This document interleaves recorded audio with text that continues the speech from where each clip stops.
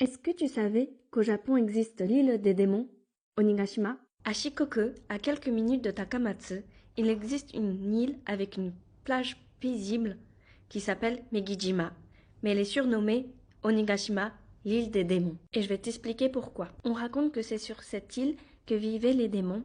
Ils ont construit leur repère dans une grotte. Cette histoire vient d'une histoire très célèbre au Japon, celle de Momotaro. Suis les pierres en forme de démons qui vont te guider vers la grotte des Oni, c'est-à-dire des démons. Tu peux prendre le bus, mais je te conseille d'y aller à pied parce que le chemin traverse la montagne, passe près d'un temple avec la vue sur la mer et ça te permet de découvrir l'île autrement. Et tout en haut de la montagne, tu arrives dans une grotte où on disait autrefois que les démons vivaient ici.